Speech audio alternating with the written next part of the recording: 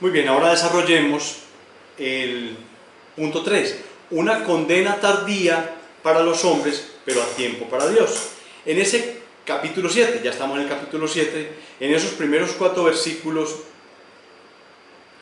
no se dice en el libro lo que Amán sabía de Esther, si ella conocía o no la relación que tenían entre ella y Mardoqueo.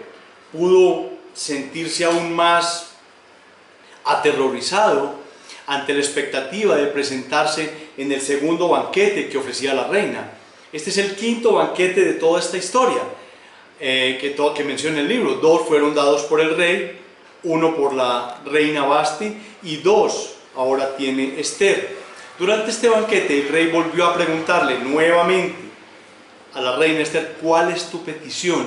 Y de nuevo le dijo que se la concedería, que le diría que le daría la mitad del reino. Era una expresión de exageración por parte de los orientales, estudiando y buscando algo más acerca de qué podía significar, y eso podía significar es: mira, yo te doy toda la comida, te doy todos los frutos de ese sector que te voy a ganar, y te doy unas regalías abundantes. No era que le entregara todo el territorio para cogobernar con él, sino que tenía unas regalías y tenía unos beneficios muy grandes, porque de alguna manera tenía un regalo por parte del rey.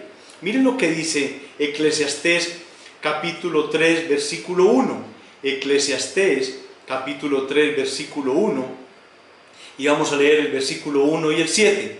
Todo tiene su tiempo, y todo lo que se quiere debajo y todo lo que se quiere debajo del cielo tiene su hora. Y miren lo que dice el versículo 7 de ese capítulo 3 de Eclesiastés: hay tiempo de romper y tiempo de coser. Mire, y tiempo de callar y tiempo de hablar. Era el tiempo ya de hablar. Esther había callado, sabía por qué tenía que callar, necesitaba otras condiciones diferentes para que eso se diera.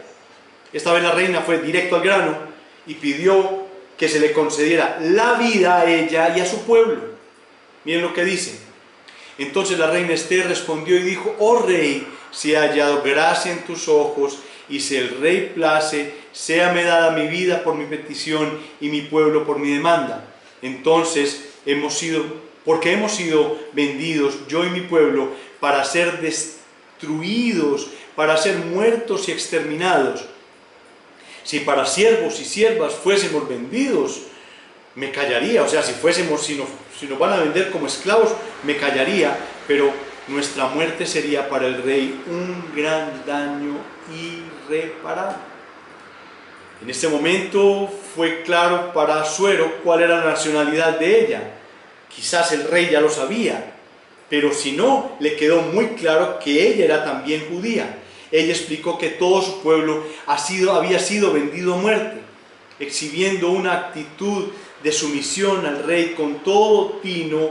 Esther añadió que si ellos hubieran sido vendidos simplemente para ser esclavos, seguramente no estaría molestando al rey con esta petición. Tal vez Esther estaba temerosa porque no sabía cuál sería la respuesta del rey a su petición, ya que era muy posible que montara en cólera como lo había hecho con Vasti. Ya teníamos un momento en el que él había actuado de una manera iracunda. En los versículos 5 al 6 vemos que, sin embargo, esta vez el rey no se enfureció.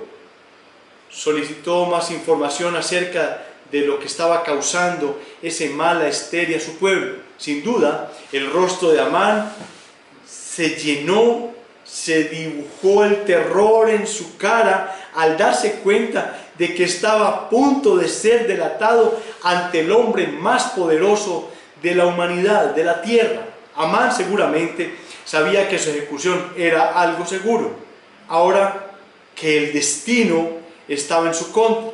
Y digo destino entre comillas.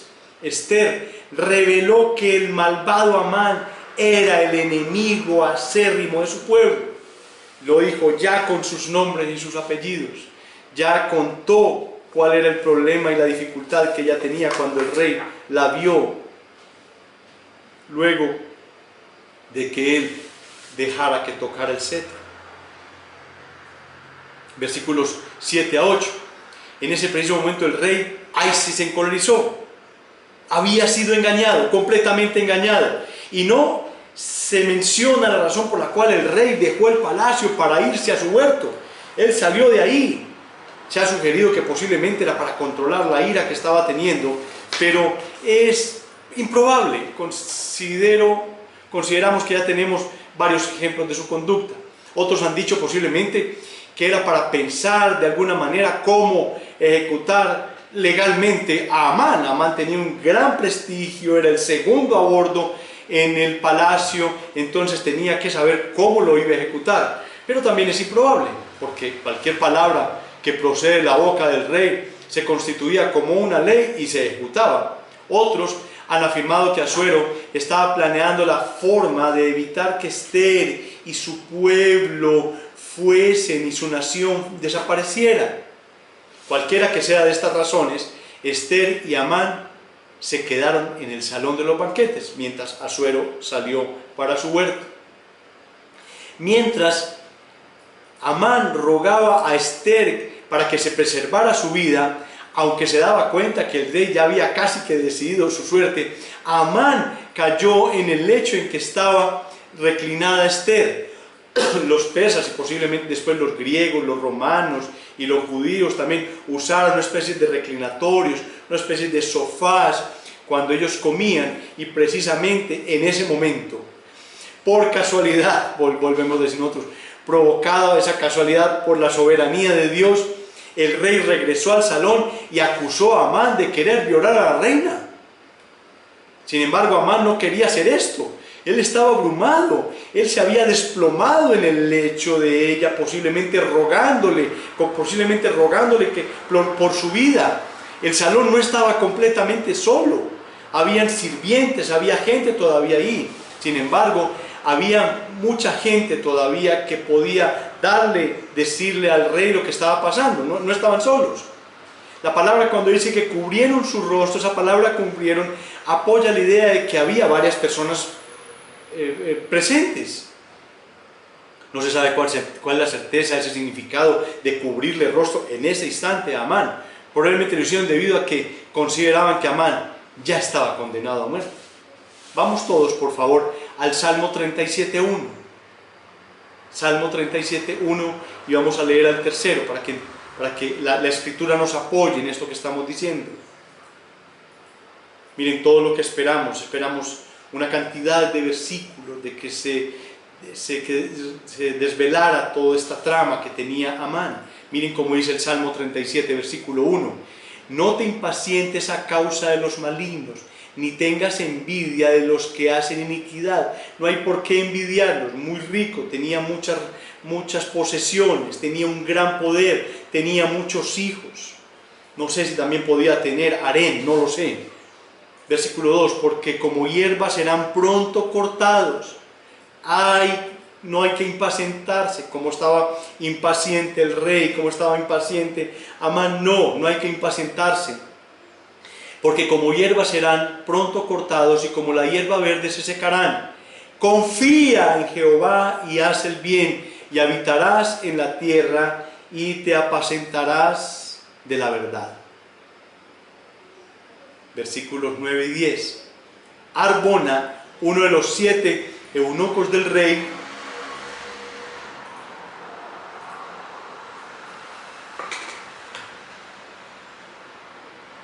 contó al rey Asuero acerca de la horca. Miren, hay otras versiones que hablan de estaca, porque dicen que los persas, ellos no ahorcaban, sino que empalaban. Entonces, que Amán había erigido, la horca que Amán había autorizado para que se hiciera en la noche anterior para matar a Mardoqueo. Es posible que Amán fuera odiado por muchísimas personas en la ciudad de Susa, especialmente gente, compañeros de gobierno, compañeros gubernamentales. Muchas personas estarían contentas de que él muriera. Él tenía su carácter, había atropellado a muchas personas. Es obvio que Arbona conocía el complot de Amán para matar a Mardoqueo. A la orden del rey, Amán fue llevado y colgado en su propia horca, o como dicen otras versiones, en su propio palo fue empalado. Miren lo que dice acerca de esto la Sagrada Escritura, como una advertencia que nos hace no solamente a las personas, que hace a las personas impías, sino a nosotros también. Dice Gálatas 6:7, miren lo que dice: no os engañéis, Dios no puede ser burlado, pues todo lo que el hombre sembrare, eso también segará. También lo dice en Proverbios 22, capítulo 8, y dice: el que sembrare iniquidad, iniquidad segará. Eso es lo que le está pasando a Amán. Él sembró iniquidad, está recogiendo iniquidad, y la vara de su insolencia se quebrará. En Oseas capítulo 8, versículo 7 dice: porque sembraron viento y torbellino segarán, no tendrán mies, ni su espiga hará harina, y si la hiciere, extraños la comerán. Las circunstancias habían cambiado completamente. Eso fue de un día para otro, todo cambió. Todo el panorama del libro cambió. La persona que estaba sentenciada a muerte ya era distinta, ya era exaltada, y aquella persona que había sido exaltada ya estaba condenada a muerte.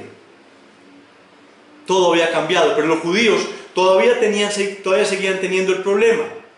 El edicto del rey era un edicto irrevocable, todavía los podían extinguir. Debido a ese edicto todavía podía haber una gran masacre de mucha gente inocente por causa de acciones perversas de un hombre que ya estaba muerto. Pero eso lo revisaremos la semana entrante, Dios mediante. ¿Qué aplicaciones tenemos para nosotros? Tenemos aplicaciones importantes. Las enseñanzas del libro de Esther pueden resumirse en varias cosas, pero miren esto: los judíos, aunque completamente desobedientes a Dios y alejados de Él en el exilio, están sin embargo en el pensamiento de Dios y son objeto de su preocupación y de su misericordia. Así también ama al pecador y ha hecho que su Hijo amado muera por él. Otra consideración que tenemos que tener es: la providencia de Dios está siempre sobre su pueblo, siempre sobre su pueblo, para salvarlo de las acechanzas de los enemigos. Como aplicación, hay una aplicación general muy importante, y créanme, miren, Pablo la anunció para los cristianos en Gálatas capítulo 6, versículo 7, donde dice lo siguiente: no os engañéis, como vimos ahora, Dios no puede ser burlado, pues todo lo que el hombre siembre, eso también segará, como vimos ahora. Pero ¿no es interesante que esa horca que fue hecha para un hombre inocente fuese la misma horca para la persona que es culpable? En el Nuevo Testamento vemos varios ejemplos de esto. El patriarca Jacob pasó por esta experiencia. Miren, él engañó a su padre, se puso ropas de su hermano Esaú, y el anciano Isaac lo confundió y dice: huele a mi hijo. Y Jacob se puso en sus manos piel de cabritos, y el anciano Isaac, que estaba ciego, extendió su mano y tocando las de Jacob dijo: estas son las manos de Esaú. Jacob se creía muy inteligente, él era un hombre de Dios, pero Dios no le dejaría salir con la suya. Un día, cuando ya él era anciano, cuando Jacob era anciano y padre de los 12 hijos, estos le trajeron una túnica de colores, manchada con la sangre de un cabrito. Le dijeron: esta es la túnica de tu hijo. Jacob se derrumbó y lloró. Él también fue engañado con respecto a José. Lo que él había hecho también se lo hicieron. Era su hijo favorito, José. El apóstol Pablo también supo mucho de esto, de cómo opera esta ley propia en su experiencia. Él fue un hombre que aparentemente dio la orden del apedreamiento y lapidación de Esteban. Significativamente, los que lo estaban apedreando pusieron sus ropas y Pablo la estaba cuidando, pero no pudo evitar sus consecuencias. Alguien podría decir: bueno, Pablo se arrepintió, Pablo se convirtió a Cristo. Sí, fueron perdonados sus pecados, pero él tenía que también sufrir consecuencias. Aquello que uno siembra, eso mismo segará, y Pablo recogería su propia cosecha. En uno de esos viajes misioneros, cuando fue al país de Galacia y llegó a la ciudad de Listra, donde fue apedreado y toda la gente pensaba que él estaba muerto, fueron y botaron su cuerpo por allá en las afueras de la ciudad como si estuviera muerto. Así que Pablo experimentó en carne propia la verdad de esas palabras. Todo lo que el hombre siembre, eso también segará. Es que Dios no puede ser burlado. El hombre de esta historia, Amán, estaba experimentando ese mismo principio y lo aprendió de una manera muy dura, muy drástica en ese instante. Aquí hemos visto a alguien que fue a un banquete y terminó en una horca. En el Salmo 37, capítulo 35, Salmo 37, versículos 35 y 36 dice: vi yo al impío sumamente enaldecido y que se extendía como laurel verde, pero él pasó y he aquí ya no estaba. Lo busqué y no fue hallado. Considera al íntegro y mira al justo, porque hay un final dichoso para el hombre de paz. El hombre impío que es enaltecido en algún momento nunca más será hallado, desaparecerá, no estará. Tenemos que prestar atención a estas palabras del salmista. Es interesante, miren lo pequeño, lo insignificante que podemos ser nosotros. Tú puedes ser hoy un villano si lo quieres, pero y además puedes oponerte al plan y al propósito de Dios para tu vida, pero créeme, nunca vencerás a Dios, jamás vencerás a Dios, porque tarde o temprano pasará y vendrá de esta escena de ser perverso, de ser malo, de oponerte a Dios, a otra escena diferente en tu vida. Y eso fue lo que le ocurrió a Amán, y tiene que ser una enseñanza para nuestras vidas y para las vidas de las personas que me escuchan, que de pronto no son creyentes. ¿Qué hay para la iglesia también? Para la iglesia hay insignificantes eventos. Hay insignificantes eventos en nuestra vida, no solamente personal, sino de la iglesia, que derivaron en grandes cambios, Tenemos que entenderlos, mirarlos, ver cómo Dios está en cada uno de estos eventos. Ahora recuerden que Amán entró en insomnio, pero créanme, Dios no duerme. Él pudo haber dormido más tarde, él dormía bien, y créanme, Dios no duerme. En el Salmo 121:1 dice: alzaré mis ojos a los montes, ¿de dónde vendrá mi socorro? Mi socorro viene de Jehová, que hizo los cielos y la tierra. No dará tu pie al resbaladero, ni se dormirá el que te guarda. Dios nunca duerme. He aquí, no se adormecerá, ni dormirá el que guarda a Israel. Lo mismo decía Jesucristo. En Juan capítulo 5, versículo 17 dice: mi Padre hasta ahora trabaja y yo trabajo. Siempre está trabajando. Él no duerme. Él no necesita dormir. Y otra enseñanza, una nota especial que tenemos que ver es que miren que cuando él entró en insomnio fue a buscar el libro de las crónicas, el libro de la historia, de lo que él había hecho. Créanme, nosotros tenemos un libro de crónicas y de historias. Este es nuestro libro de crónicas. Aquí está la historia de la redención. Es la poderosa historia de la redención. Una historia de amor contenida entre Génesis hasta Apocalipsis. Ahí está contenida la palabra más excelsa de toda la Sagrada Escritura, y es la expiación. Sin la expiación esto nos estaría contando. La palabra expiación está en la Escritura como una palabra, como un regalo de parte de Dios, como esa historia de amor hecha realidad. En ese libro de nuestras crónicas, de nuestra historia, de la historia de nuestro Salvador, hay amor, hay poder, hay odio, hay una cantidad de historias extraordinarias. Y créanme que cuando tenemos insomnio, siempre lo tenemos al lado nuestro para poder ir a Él y leer. Otra nota importante es que Dios honra al que lo honra. A Dios no se le olvida. Digamos que a todo la parte gubernamental de ellos se les había olvidado premiar a Mardoqueo, pero Dios no se le olvida. Miren el primer libro de Samuel, capítulo 2, versículo 30, dice: porque yo honraré a los que me honran, y los que me desprecian serán tenidos en poco. A Dios no se le olvida. Y miren cómo dice Mateo 6, Versículo 1, guardaos de hacer vuestra justicia delante de los hombres para ser visto por ellos, de otra manera no tendréis recompensa de vuestro Padre que está en los cielos. Hagamos lo que tenemos que hacer delante de Dios, para honrar a Dios, para que su nombre sea honrado y obtenemos de parte de Él recompensa. Muchas veces no sabremos si esa recompensa es aquí en la tierra, no sabemos, o posiblemente sea allá. Y para los amigos, para aquellas personas que no tienen a Cristo en sus vidas, miren, como pecadores, tú y yo somos culpables delante de Dios, como pecadores. Merecemos exactamente la condena que sufrió Amán, exactamente la misma condena. Pues podrás decir, no, yo soy muy bueno, yo no he hecho acciones malas, yo no he robado un banco, yo no he asesinado a nadie, pero créeme, esa misma naturaleza de Amán, esa misma clase de naturaleza humana, es la naturaleza que tú y yo tenemos.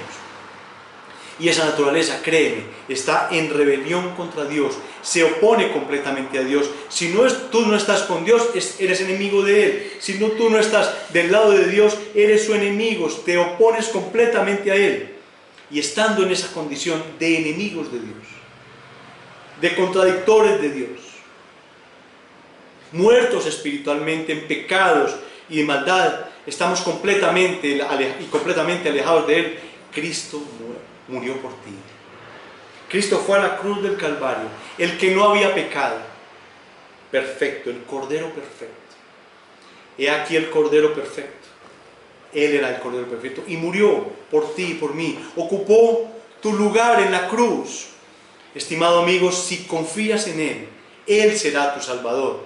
Te regalarán el don de la fe y el don del arrepentimiento y establecerás una relación con Dios. No permites que pase más tiempo, no permitas que el tiempo vaya acumulándose. No sabemos después de esta pandemia si nosotros contaremos la historia. No lo sabemos de verdad. Ponte a cuentas con Dios, búscalo a Él. Dice la Sagrada Escritura que el que va a Él, Él no lo echará fuera. Él no lo echará fuera, te lo digo, y eso se va a cumplir perfectamente. Nadie que esté en el infierno podrá decir, yo fui a Cristo y me rechazó. Eso jamás va a pasar, porque toda persona que va a Él es porque genuinamente la necesita, genuinamente quiere estar delante de Él. Así que mis queridos amigos, hermanos, acompáñenme en una oración. Sabio Dios, majestuoso Rey, tu palabra ha sido leída, tu palabra ha sido explicada, Señor, no con la sabiduría que nosotros quisiéramos tener, no con la perfección que nosotros trataríamos de tener. Nuestras mentes son limitadas, nuestros conocimientos son limitados, todo es limitado delante de ti, pero a ti te ha placido que esto se haga de esta manera. Vasos frágiles, conteniendo la sabiduría de un Dios inmenso, sublime, grande. Señor, tu palabra nos ha dado muchas enseñanzas. La maldad nunca triunfará, nunca triunfará. Tu pueblo, la iglesia, está siendo perseguida, y esos que la están persiguiendo algún día van a tropezar en sus mismas armas, van a tropezar en sus mismas ahorcas, van a tropezar en sus mismas horcas, van a tropezar en sus mismos métodos de tortura. No sabemos si en esta tierra o al otro lado del cielo, pero aquellas personas que actúan con maldad contra tu iglesia la pagarán. Todavía hay tiempo de arrepentimiento, todavía hay tiempo, ellos también son dignos de que se les sea predicado el Evangelio. Padre, gracias por la posibilidad que nos das de poder compartir tu palabra de esta manera. Te alabamos, te exaltamos, te glorificamos. Tu pueblo te desea que prontamente regreses. Te deseamos conocer, estar contigo eternamente. En el nombre de Jesucristo hemos orado creyendo. Amén, amén y amén. Y quiero que cantemos un himno final, un himno que se llama Solo no estoy.